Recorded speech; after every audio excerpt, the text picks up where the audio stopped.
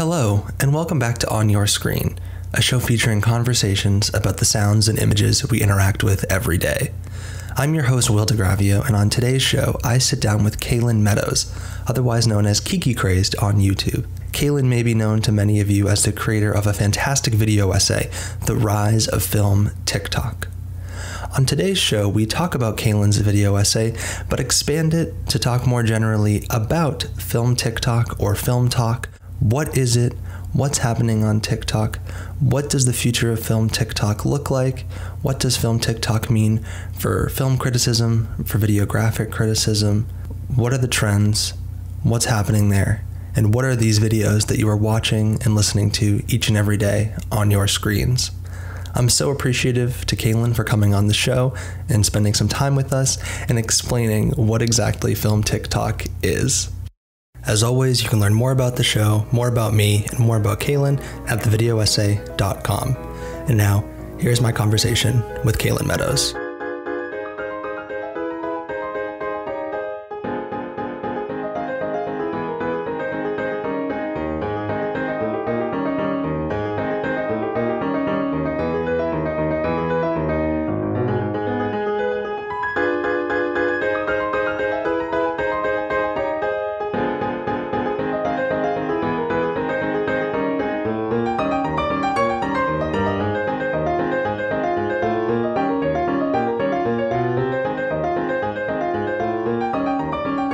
And now I am very pleased to be joined by Kaylin Meadows, who I would say without question is one of the rising stars, or perhaps is already a star, of the video essay world.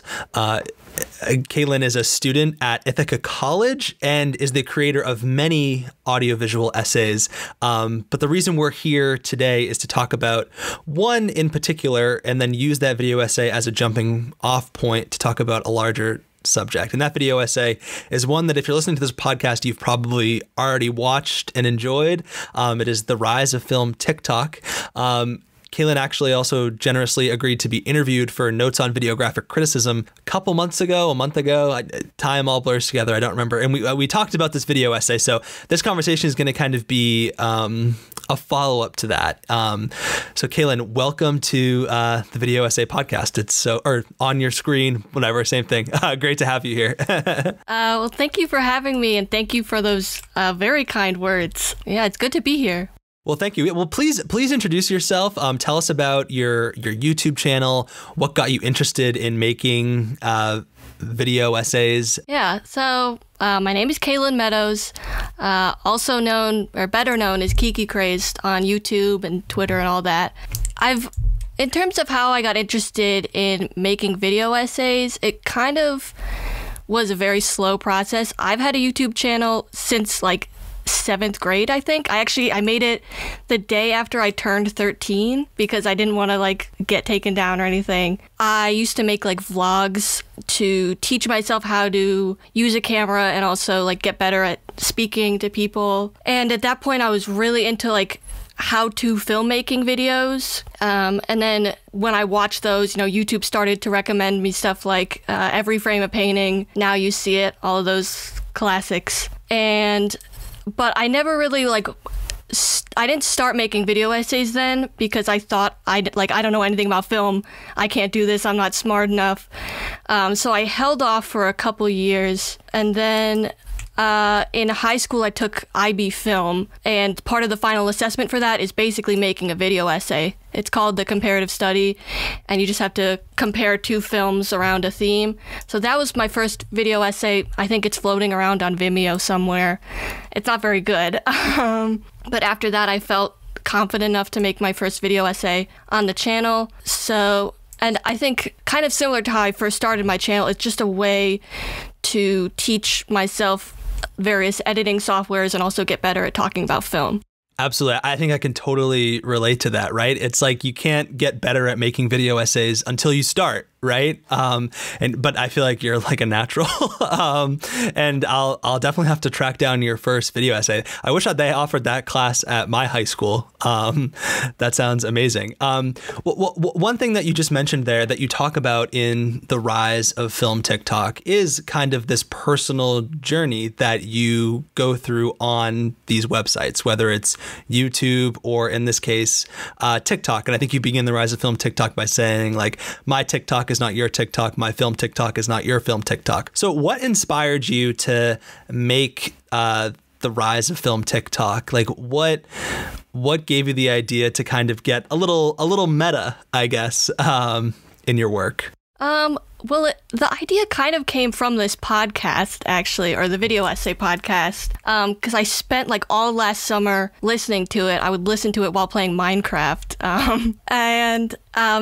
it just, I had never like seen that side of the video essay world. Like I had only watched like the big YouTube people, and it really opened my mind to like what a video essay could look like. And around that same time, my sister, she started making TikToks on film TikTok. She's in the video. Her username is Blue Emmy Lou. I used a lot of her videos. And so we just got to talking about TikTok and this kind of stuff that I had started to think about with the podcast. And we just noticed a lot of similarities between TikTok and video essays.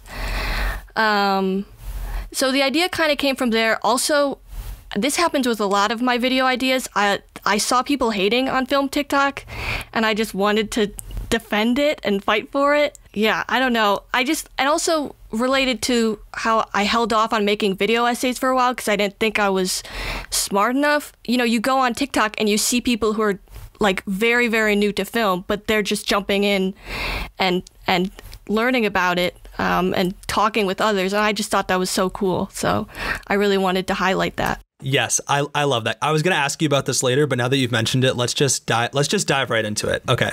So kind of what gave me the idea, and also thank you for your kind words about the podcast and for always supporting the podcast on Twitter. I'm like honored that the podcast played a very small role in this fantastic video essay. So I saw you, I follow your tweets, and I'll admit I'm not well acquainted with the film TikTok scene, but you see TikTok videos, and maybe we can talk about this later, be reposted on Instagram or Twitter or Facebook or YouTube or wherever. So I see TikTok videos. One genre, I guess, of TikTok that I've seen is people discovering like classic movies for the first time, and they'll kind of have some type of reaction to it, or maybe they'll be like, oh, this is underrated, or I can't believe how good this is, or whatever.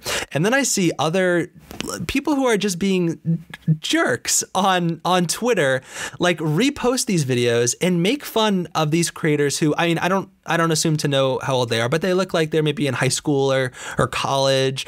And I've seen you defend these people by saying, like, don't hate on people for discovering great movies for the first time. And I don't even have a question here. I just want to talk about how dumb that is, because I just feel like, in your video essay, you talk about this communal experience, the fact that TikTok sees you through the eyes of someone else, and you see people discover films for the first time. So can you talk about that sense of discovery that's on TikTok and why we shouldn't hate on that? Yeah, absolutely. I mean, I'd say the average age of someone on film TikTok, is probably like 16, maybe like even younger. I don't know. And it just like, who cares about if they think something is underrated? When I was 15, I didn't really think about film.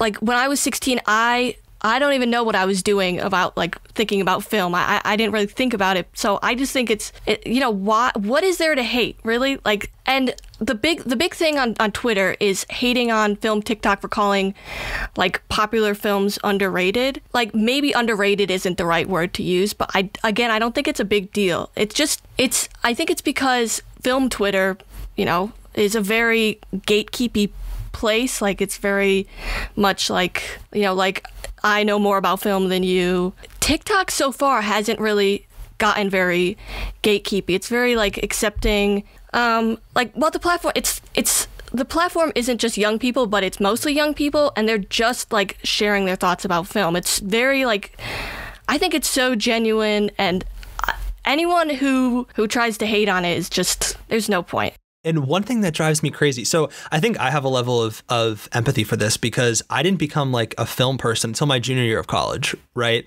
I saw Citizen Kane my freshman fall, and I like loved it, and I was excited about it, and I want to talk about it, and I'm sure not a single original thought went through my head, but that's okay. And I think about this all the time when you see all of these pieces by critics or whoever about the movie industry's dying, people don't go to theaters anymore, blah blah blah, and I think to myself, like, and now you have these young people. I mean, I'm a young person too, so I'm not trying to pretend I'm some old whatever, but people even 10 years younger than me who are really excited about film, and you're trashing them. Like, why? We should be accepting that, embracing it, and telling people to go and to keep discovering and say, oh, you think the Shawshank Redemption is underrated and great, actually people really love it, and here are some cool articles for you to read to keep doing it, and here are some other articles that you should keep watching. Like, I don't get it, but what is it about film TikTok that allows for that openness, like that Twitter doesn't? Is there something about it? I don't know. I think maybe it's just because it's so it's probably like a little over a year old now, so it's not that new, but it's very much people just figuring things out as they go, and there's no set rules or structure in place. So I think that allows for a lot more freedom. One thing that is really cool is you break this down in your video essay, is that a lot of people will do kind of just like really fun analysis of motifs or of colors and just kind of these really interesting analyses that you don't need to have a PhD in film to be able to do, and you can really just make use of the platform itself. What is it about like the interface of TikTok that makes it, a good place to create these kinds of videos? And I'm asking this question for someone who might not have TikTok and who doesn't know how the app works. So could you just provide us a window into how someone would go about just creating like a surface level, simple film, not simple, but just a basic film analysis or mini video essay on TikTok? Yeah, well, I think TikTok as an app, TikTok has a lot of, well, not a lot. TikTok has some basic editing capabilities right in it. So there are a lot of TikToks that are just made right in the app. So it's so easy to just, if you have a clip like downloaded from YouTube, you can just put it up, put like some text over it in TikTok, and you have a film TikTok. Also, there's just a lot of phone editing apps that work really well now. So that's a big thing, like just how easy it is to put together videos now. Like the platform as a whole, it's based around remixing other people's videos. So it turns it into a big sort of conversation, and you're bouncing ideas off of each other. That's also how, someone might join TikTok and on day one they think The Shawshank Redemption is like underrated, like best movie ever, and it is pretty good, but then they get on film TikTok, they interact with other people, and then they learn about new films that way. TikTok, it didn't have this feature when I was like writing and recording my video, but it has a feature now called stitching, which is basically when you take a clip from someone else's video, and then your video will start out with that clip, and then you add on to it. So a lot of that thing is like, a lot of what people do with that is they'll take someone else's setup, like this is a movie that made me cry or something, and then they'll add their own clips. They'll stitch that, and they'll add their own clips. I love this idea of stitching is what you call it. So I don't even know if I said, but I don't even have TikTok, right? So I think let's just get that out of the way. My goal is after this conversation, I'm going to download it. Like, so you are acting as like my guide into the world of TikTok. So it seems to me that it's really easy for this reappropriation of videos. You can do so much of it within the app, and that the app itself is structured to kind of have this never-ending cycle of people responding and re-editing and remixing. One thing that I loved that you mentioned in in the rise of film TikTok was the importance of sound on TikTok. And sound is something that is so crucial to the audiovisual essay, but I think sometimes it gets forgotten. Like, I think sometimes we get so obsessed, or at least I do, with talking about and thinking about the image that I don't think about the sound as much. Could you talk about why sound is so important to TikTok, and I guess film TikTok in particular?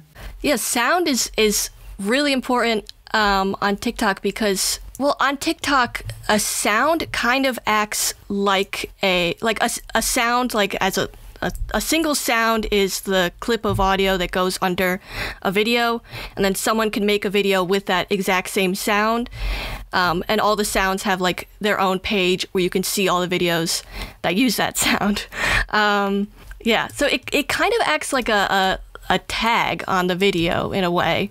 So there'll be like certain sounds that are like very specific to a certain side of TikTok. Like there'll be like a sound that a lot of film TikTokers use, or even a sound that links to a certain style of video. Like I talk about this in the video my video essay, is that there was a certain song that was used for supercuts. So if you hear that, you know that a supercut is coming. I mean, this is debated because TikTok doesn't say a lot about how their algorithm works, but if you use a popular sound, chances are you'll get more views on your video. So that's also a factor, and that also helps communities sort of form around a certain sound. So it seems to me like the sound is like that's what, perhaps more than anything, is what connects videos to one another. Like it will start almost like a domino effect of reappropriation of the sound, and then people put their own twist on it. So it simultaneously recalls all of the videos that use that sound, but also pushes it forward in that it's putting new images with that sound. Yeah, it's also like when you spend a lot of time on TikTok, you know, scrolling through video after video, you start to recognize them and associate them with certain visuals or feelings or anything. So that's part of it. It's you can't like, well, I mean, if you want to, I won't stop you, but you can't like jump on TikTok day one and just post something and expect it to click with the rest of the platform. You really need to kind of immerse yourself and understand. It's basically like a shared sort of language. You know, you have all of these sounds and their associations in your back pocket when you need to make a video. Right. That makes a lot of sense. And one thing that and tell me I'd be curious to know what you think of this. And this is just based on solely what you've been telling me and obviously your video essay. But it seems to me a lot in videographic criticism, we talk a lot about like parameters, right? And, you know, in the videographic exercises that listeners of this show, I guess over a year ago now, or about a year ago now, well, it's crazy to think, were assigned, like there's different ways to create video essays. Like you could do a voiceover, or the Pecha Kucha videographic exercise, which is 10 6-second clips and then a minute of audio over it. And then within those exercises and with those kinds of standard ways of making video essay, there's different types of videographic rhetoric almost that in turn shape the creation of the piece. And so it almost seems that TikTok as a platform, through its norms and conventions and traditions, shapes the content that it creates, which is really interesting, because then in a way it's like those videos can only really exist on TikTok, or that's the only way you can get the full context. Yeah, it's kind of similar to YouTube, I think. You know, as someone who has to answer to the content ID gods whenever I upload a video, I have to shape my own videos around the YouTube's copyright system. So it's very similar to that.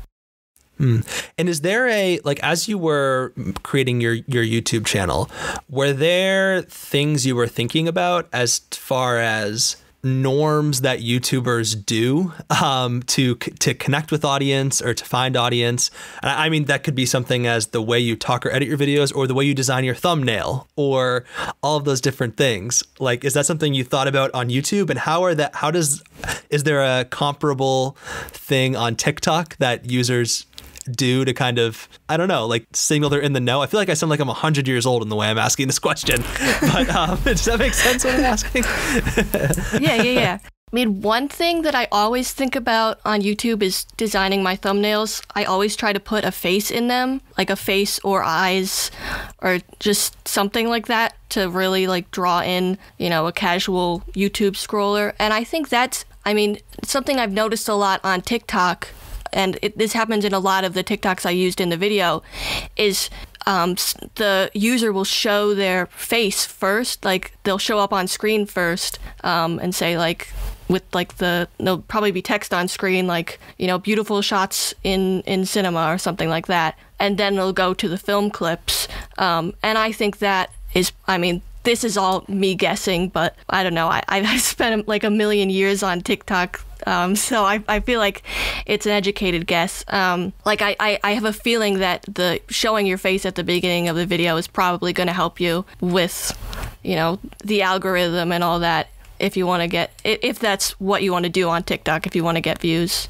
Interesting. And so on TikTok, are there, I think I know the answer to this based on your video essay and also just general familiarity, but I'll ask it anyway. Are there well-known film TikTok accounts, like in the same way that we might say like, oh, I would go to Kaylin's Vimeo YouTube page, or Grace Lee, or Every Frame a Painting? Like, are those types of people starting to emerge on TikTok? I don't know if there's any like central like stars or anything like that, and that's because of the nature of the platform where everyone's feed is different. Like there are so many times where I'm talking to my siblings about like, oh, have you seen this thing that's all over TikTok? Because it's like, you know, all like my feed has like 10 videos of it, and then they'll say, oh, I've never seen that in my life. So it's kind of hard for like there to be like sort of central big users. I think that's a good thing, because then you don't have any voices dominate. Yeah, I posted a TikTok the other day asking people to comment like who they would choose to represent film TikTok, and I didn't really get any answers. Everyone just said, oh, there's too many to pick one or pick a couple. So that's awesome. So I think that's a good thing. Yeah. Yeah, no, totally. It seems like totally decentralized in a way. And that is the thing that the TikTok algorithm is known for, right? Like it is incredibly good at personalizing it to you because, I mean, like most algorithms, I guess the TikTok algorithm is known for being like very addictive, right? Like that's kind of what it's known for, like just keeping you scrolling and scrolling and scrolling. What is that? Why? I mean, I don't mean in a technical way, but is there something about the interface? Like what is it about it? Well, it also, I mean, this might just be on my phone, but I don't see the time at the top of the app when I'm in it. So I totally lose track of time. It's like kind of a problem. And also, it's just the algorithm picks up very well on like what you're liking, what you're watching. Like you don't even have to like something. If you watch, you know, a TikTok about baking, you're probably going to get baking videos in your feed. You know, just to clarify for people who aren't familiar with TikTok, your feed or your For You page is the actual name. It's full of people you don't even follow. It's just like random people that the algorithm thinks that you'll like. So it's really about like the individual videos instead of the creators. Although there are like, outside of film TikTok, there are like very famous individual TikTokers, yeah. So it's almost like if the Discover page on Twitter was like the main thing, and if the Discover page was like actually good. Yeah. Like or like the Instagram Explore page. Right. That makes a lot of sense. We talked about people who were sharing film TikTok videos of them discovering films for the first time and doing really exciting things. What are some of the outside of the box ways that you've seen people explore films on TikTok? And that could be, maybe there's like a really insightful TikTok that just kind of blew your mind about one of your like favorite films, or that allowed you to see a film in a new way, or they did something just really innovative editing wise, or there was a really cool heightened level of analysis. Like, can you just give us a broader sense of just kind of the texture of the different types of films, different types of TikToks out there on film TikTok? I'm going to highlight a specific TikTok. The username is PBPBB PBPPB. These TikToks, they're like a lot more, I'd say, poetic. They're all like voiceover heavy, but it's not in the sort of mainstream YouTube, like just keep talking and talking and talking and talking and talking and explain everything about film to you.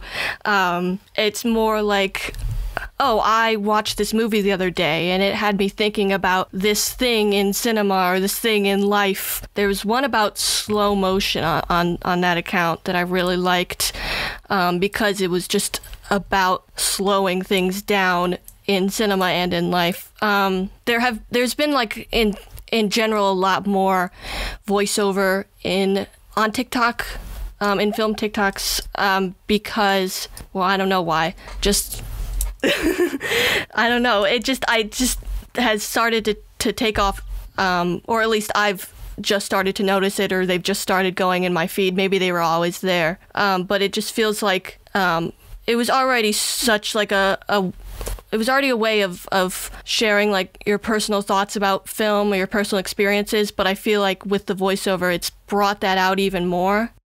With this rise of voiceover, you know, how produced are these TikTok videos? Like, this might be a dumb question, but can you like make a video and then upload it to TikTok? Like, could you use a microphone? Like, what is your sense that, like, are people primarily just using the editing in the app, or are they using outside editing? Is it like obvious when someone uses like, you know, Premiere or After Effects or something to like make a video? Like, what does that break down?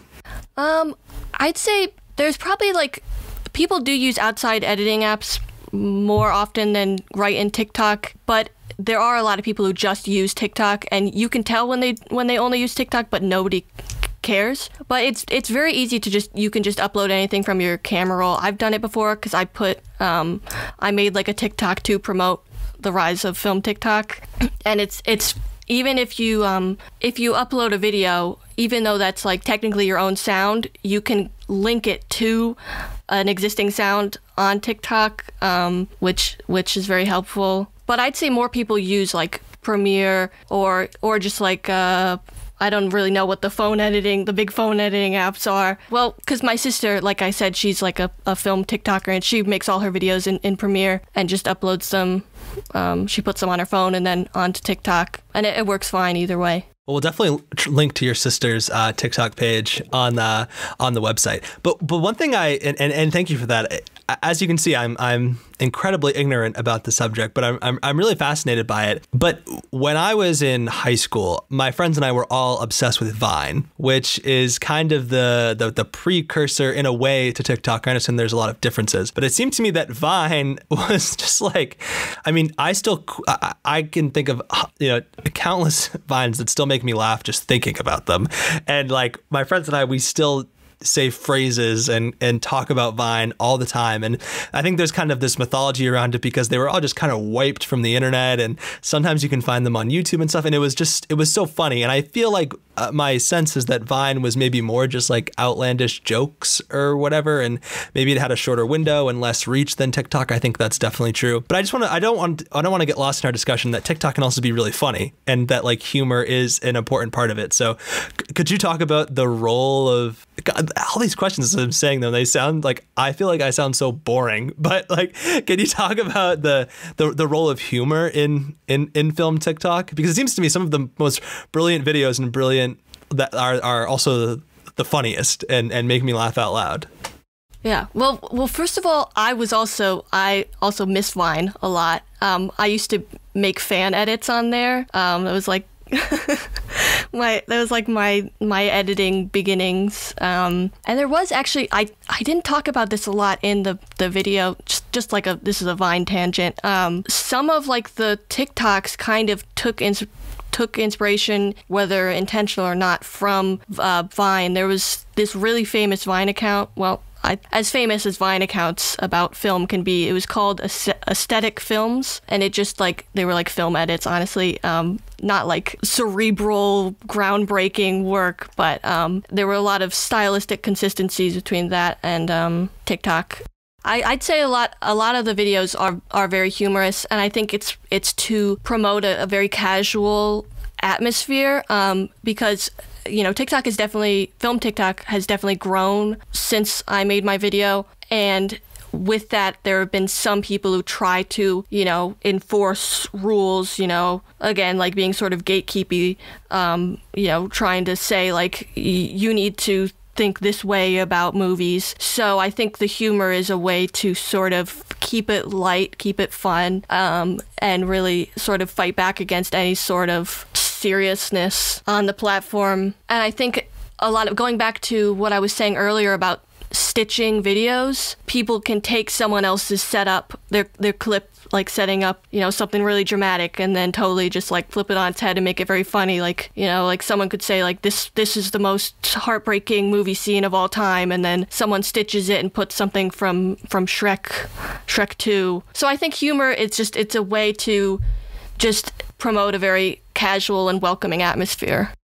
One of the interesting things about kind of remix culture and vidding and videographic criticism and all these things, and it's something that Ian Garwood recently wrote about for the newsletter, is this question of reappropriation. And, he made the point that there's a difference between remixing Cary Grant and remixing Catherine Grant, was essentially the point that he made.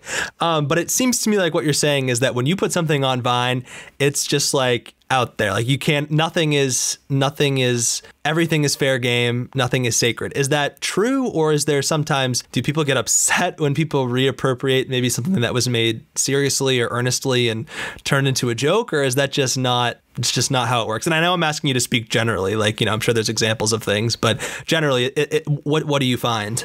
Well, basically when you post something on TikTok, that it's liable to be duetted or stitched, or, for someone to do something with it, use the sound. You can turn it off in the app, but then someone can just screen record it. Like, you basically, when you post something, you just know that, not that you give up your rights to it or whatever, but people can just do whatever they want with it. I've never seen anybody really get upset over someone like remixing their video or anything like that. Yeah, I don't know. I think it's maybe like on other sides, other corners of TikTok, it's different. But I think film TikTok is definitely like very chill. No, that's interesting. And I think like it definitely, I'm sure, helps that you're releasing it into, I mean, of course, you're releasing your TikTok into the wider internet, but it kind of feels, it seems, based on everything you've described, that you're more releasing it into at least a little bit smaller community, like you're releasing it into a specific app, whereas maybe like putting, a video on YouTube, even though YouTube is a social network and everything, it kind of does feel more like you're just releasing it into the wider web. What do you see as the future of film TikTok? And I guess you could answer that in two ways. The first, I guess, what do you see developing in the future? And then I guess, what would you like to see the platform become? Maybe that's the more interesting question. Like, it seems like you really think that it has a lot of potential to be a place, to be a really great community, to be a site of some really great criticism. What does the future look like in maybe a more idyllic sense? I mean, I think it'll only get bigger. And like I said, like there's people, pouring in from other parts of TikTok or just the internet. I've had so many people message me saying they joined TikTok because they saw my video. The future of TikTok, I mean, I hope that it stays like resistant to gatekeeping behavior. It's done pretty well so far. I mean, one thing that I'd like to see more in the future on the platform is moving away from like list style videos, just because I feel like a lot of videos just sort of default to those, like whether it's like list of movies you should watch or movies that talk about this theme or something like that. I mean, I see a lot of like there's always a lot of creativity, but there is like with the growth of it, there have been like there's obviously like some people who just like stick to the status quo, I guess.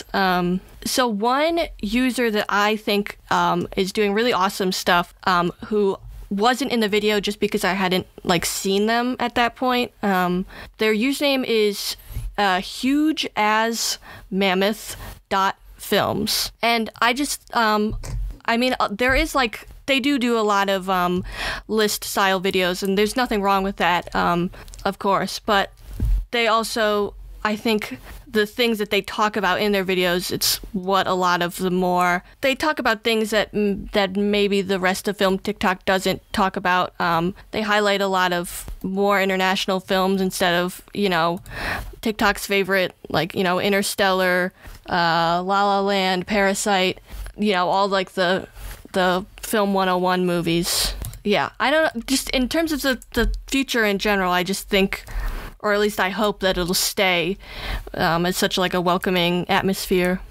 That makes a lot of sense, because it definitely seems like lists are just kind of the self-perpetuating thing where it's like there's an established canon and nothing can get in that canon, and it's the same films over and over again. And I'm sure I've done things that perpetuate that. I know I have, so my Hitchcock obsession and everything else. So, but that makes a lot of sense. I was actually going to ask you that as my final question, which was, what are some of the staples of film TikTok, like as far as like movies that are reappropriated a lot, and are there? And it seems like you've already answered that question, but I don't know if you have anything else you'd want to add. Well, it's a lot of like the IMDb top movies, but again, it's just because these are like teenagers who, I know when I was first getting into film, I just looked up like, what are the movies that I have to see? So I don't think there's anything really wrong with it. Yeah, I mean, even if it's the staples of film TikTok are like basic, who cares? That they're getting something out of it. I couldn't agree with you more. I think that's perfectly said. And as always, the problem is not that they appreciate those films and loves them. The problem would be if they never watch films beyond that, or ignore other films. So I think the goal for everyone listening to this podcast who has a wealth of film knowledge and loves film is to bridge these gaps and to be talking with one another. And I'm sure that there are things about these films, whether it's La La Land or Interstellar or whatever, that even the film PhD can learn by watching film TikTok. I know I've taken away a lot of it. So thank you so much. Before we go, could you just give one final plug for your YouTube page and tell us, I know you have some really exciting, cool things going on. So tell us about your work and where people can find the things that you're doing. Yeah, so my YouTube channel is youtube.com/KikiCrazed. That's K-I-K-I and then crazed with a K. I don't know when my next video is coming, but it's coming. I've been working on it very, very slowly. I also help run a Discord server that is actually the official Discord server of the video essay subreddit. So it's called the Essay Library. It's a very, a lot like film TikTok, it's a very casual environment. There are video essayists or people who've never made a video essay before and want to start, or people who have no interest in making them and they just like to watch them. We just talk about video essays and share tips, or we just play games together too. There's like a landing page I made for it, and it's videoessay.card with 2 R's.co. And there's like a link to join the server, and I put a link to a beginner's guide to Discord if you've never used Discord before. We also do what's called the Essay Library Anthology, where we do compilations of 60-second micro essays around a theme. And yeah, join us.